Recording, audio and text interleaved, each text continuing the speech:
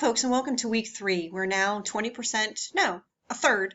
We're a third of the way done with the course, and I know you all have been working really hard because the quality of work that I've been reading is really quite high. It is such a pleasure to read what you have written and to see that when I go give feedback, many of you go back and augment and improve your answers. So I just really want to I guess offer my appreciation for the hard work and the quality of the work that you've been putting forth. All right, so this week we are getting into perhaps the material that you thought would be the whole shebang, what the whole course would be about, and that is psychological disorders and a little bit on some of the treatments that are involved. So you can see in terms of objectives here, part of it is we'll be looking at how we diagnose mental illnesses and a little bit about how the labeling of a mental illness diagnosis can impact how we are treated and how we view people with mental illness. And that's the focus for one of the UPR presentations. Then we will be focusing on addiction, specifically drug and alcohol addiction and how various drugs of abuse impact us. And then we're going to look at a number of relatively common mental health diagnoses, so eating disorders, schizophrenia, bipolar and depression, and then a number of different anxiety disorders. And the focus for this week's discussion board is you will be reflecting on the videos that you have that you view for this week and noticing some similarities across these various conditions.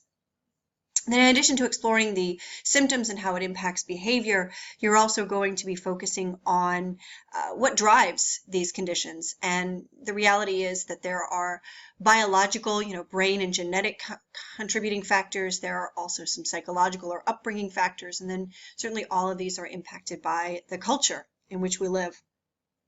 And then once we discuss the conditions, it's worthwhile to consider how we might treat these various conditions. And so we're going to be looking at not all of the psychotherapy techniques, but really want to focus in on 2 of the most commonly used and the most effective types of techniques: family therapy, cognitive behavioral therapy. Last week there was some coverage of motivational interviewing, which is definitely the most effective way to deal with addiction. And then we'll think about some medications as well: antidepressants, antipsychotics, and anti-anxiety medications. All right, so we'll go into the actual tasks for this week. When we open this up, of course, you have your reading guide, and then you're going to spend a fair amount of time looking at videos because in addition to that walk in their shoes project that you're doing, I think some of these videos are the really strong ways to get to know or become more familiar with what it's like to actually live with this condition. This is perhaps one of the best videos I've seen on eating disorders, helping us to really change the way we understand anorexia. So many students have indicated that this really altered the way that they understood eating disorders. Addiction, right now we are in a heroin epidemic crisis, and there's this really great HBO series on addiction, and it covers a variety of things. And what you'll be viewing is actually a cognitive behavioral therapy support group or group therapy situation about dealing with stimulant addiction. In this video, the host is a well-known English actor who has bipolar disorder, and he is interviewing some other folks that he knows who have a combination of mania and depression. And then I also really like this video, and a number of students have indicated their appreciation for it as well.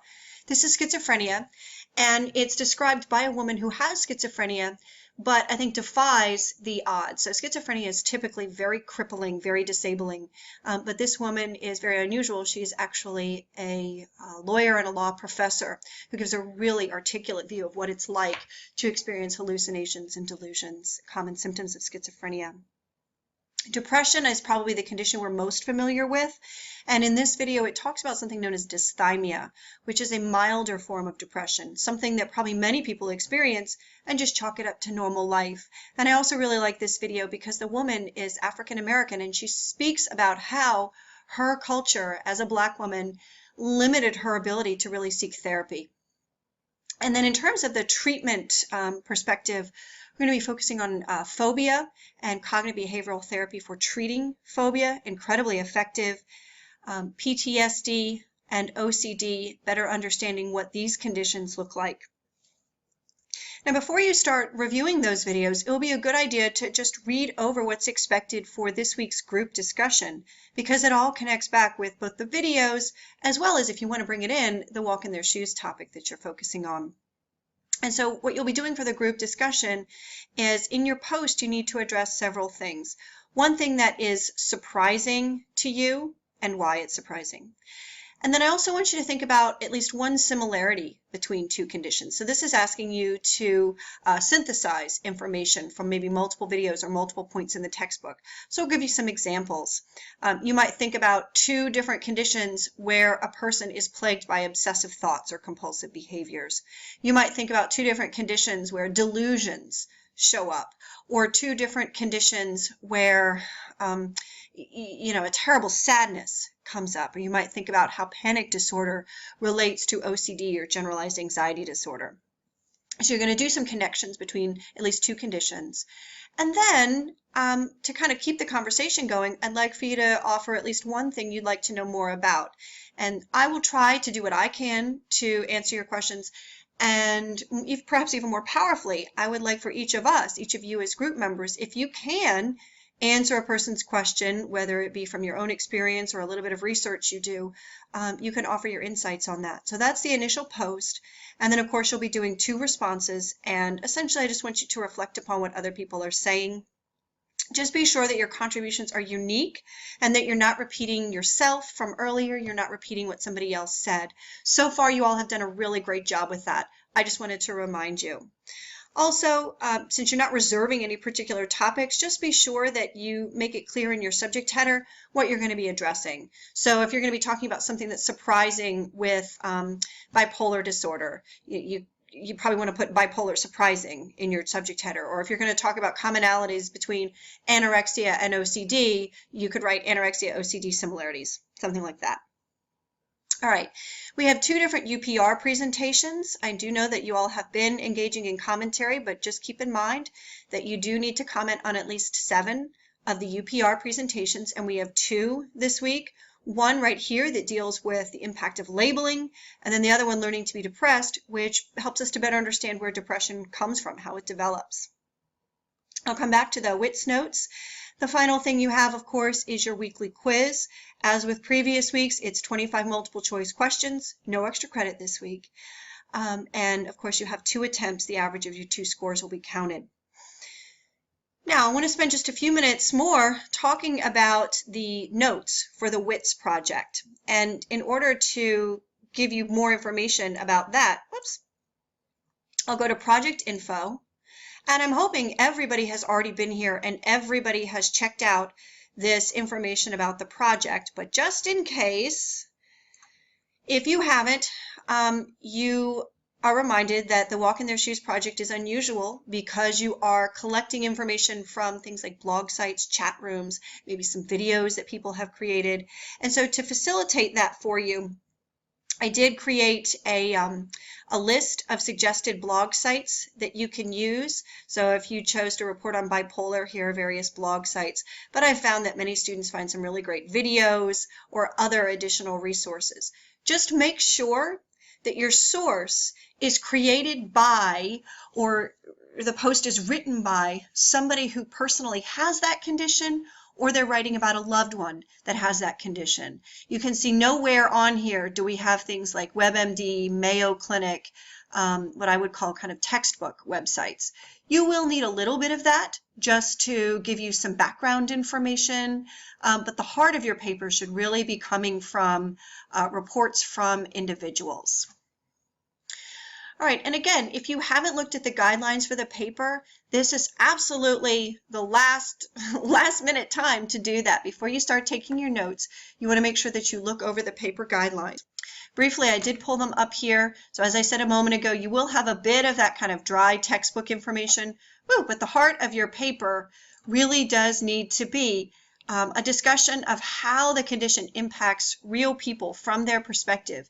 So most of your paper will be you paraphrasing their quotes or their anecdotes, their examples from their own life. You know, it's one thing to read about delusions.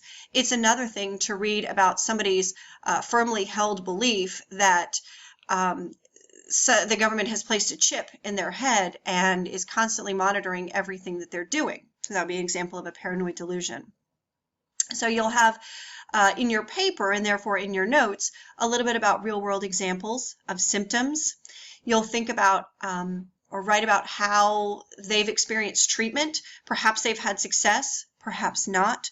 And then you'll also want to focus on how the disorder has affected the person, work and school, marriage, family, their sense of identity, how they view themselves. And then perhaps you might find there's some additional topics, maybe some advocacy or something else. But you definitely want to make sure that your paper and therefore your notes covers these points right here. I'm back at the project folder here, and I have given you some sample papers. I'm not going to open them up, but this annotated sample, this is where I have gone through and pointed out areas that students commonly struggle with. So this particular paper is very well written, very well written. It was an A+ paper. And I've demonstrated, all right, here's where they did this, and this is why it's important. Here's where they did that, and that's why this is important, etc. Now, for this same paper, oh wait, never mind. I was going to say something that was incorrect. I also have a guide for the notes. So before you start taking your notes, you want to make sure that you open this checklist. And really, the checklist lines up with the requirements that I just showed you in the guidelines. Concrete examples of symptoms, problems with day-to-day life, including how it's impacted work or school, how it's impacted marriage and families, how it's impacted who they are and their view of themselves, and then issues with therapy. Now, to be fair, some topics, it's very easy to get all of this information. Other topics, it may be difficult. So if you have done quite a bit of research and you just aren't able to find any comments on how the condition has impacted work, for example, I would encourage you to write a little point in your notes that says work and just write, I have not been able to find information on this. And if I can offer you a suggestion, then I will. And sometimes in the conditions, I'll just say, yep, you're right. You're not going to be able to find it on there. Now on the project folder, I also include a sample set of notes. These are things that I actually wrote, probably about an hour of research that I did to create these notes. This would not be a complete set of notes. It's just kind of a beginning perspective. So I have some of that textbook dry stuff right here that I probably got off something like Mayo Clinic.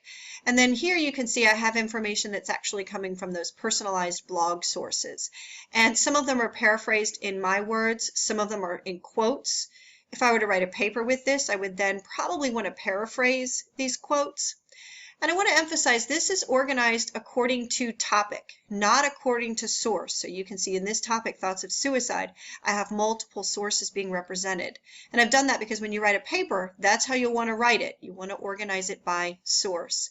And so I have different topics, here's the impact on family, impact with treatment, that kind of thing. So you can see I have 5 pages of notes with an hour's worth of research. I'm really good at researching, so you would probably need more time than that. And I had said that they probably weren't complete, but I take that back. These are probably pretty complete notes. All right, then once your notes are completed, you would go back to the Learning Materials page, and to submit them, you just click on the title right here, and it will allow you to enter your submission. So you would click on Browse My Computer, and then just select your particular file. You may need to click Open. I just double clicked, and then once it's done, you'll hit Submit. So if you just hit Save Draft, I won't be able to see it. Make sure you hit Submit. All right, that's it for this week. As usual, if you have questions, email me or post your questions or concerns in this course discussion area. And I really look forward to reading your contributions. Have a great week.